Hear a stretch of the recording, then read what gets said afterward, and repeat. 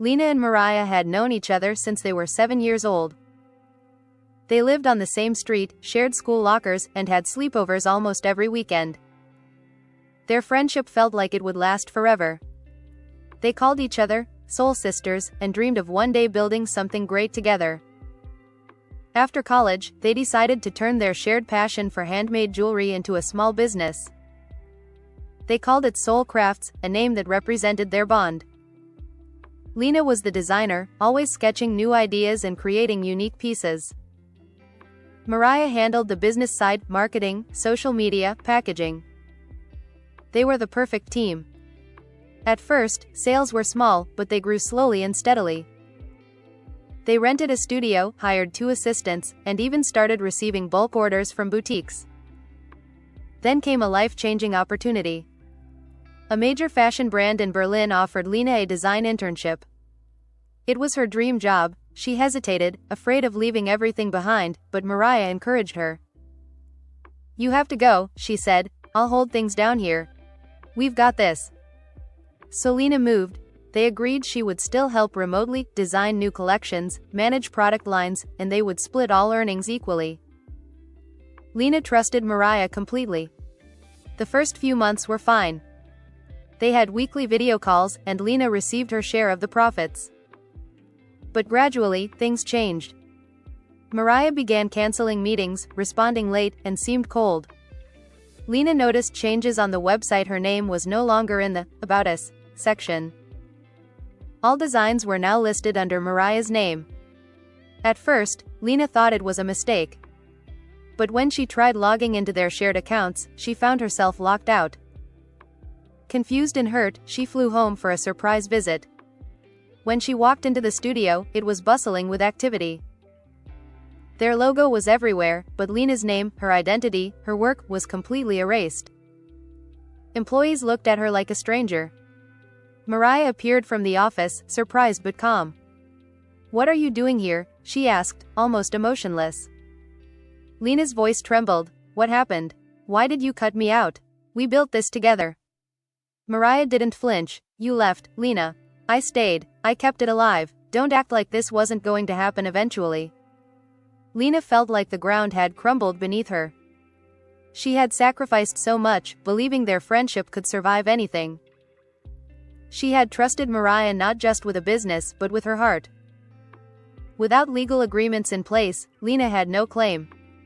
All she had was her truth and her pain. Months passed. Lena tried to move on, pouring her energy into new designs, eventually starting over with a new brand, this time, alone. It was slow and painful, but she found strength in her solitude.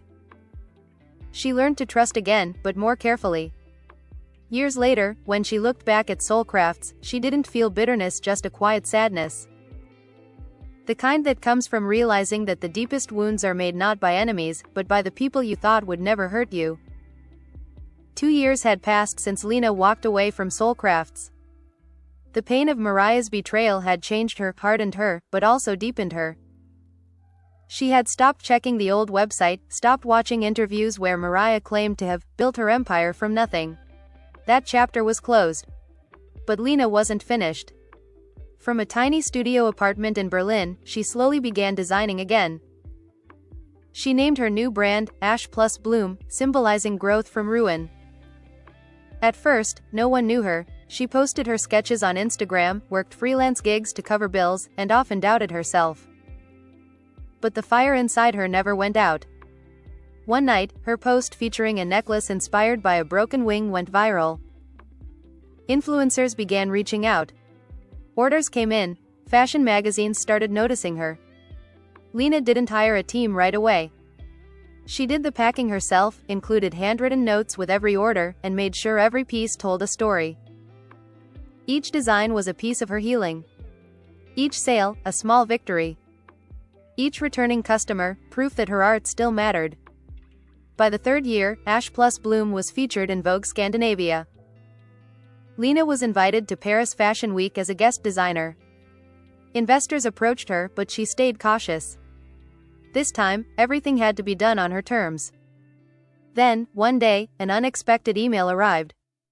From Mariah. "Congratulations on all your success. I see your brand everywhere. I know things ended badly between us, but I miss our friendship. Maybe we could talk? Lena stared at the message for a long time. She felt nothing, no anger, no desire for revenge. Just a distant echo of someone she used to know. She replied simply, "Thank you, I wish you well, but some bridges, once burned, should stay ashes." For the first time in years, she felt free. Lena stood backstage at her first solo runway show. As the lights dimmed and the music swelled, she took a deep breath. Her models walked out in pieces that shimmered like stars, each one born from heartbreak, but now symbols of rebirth.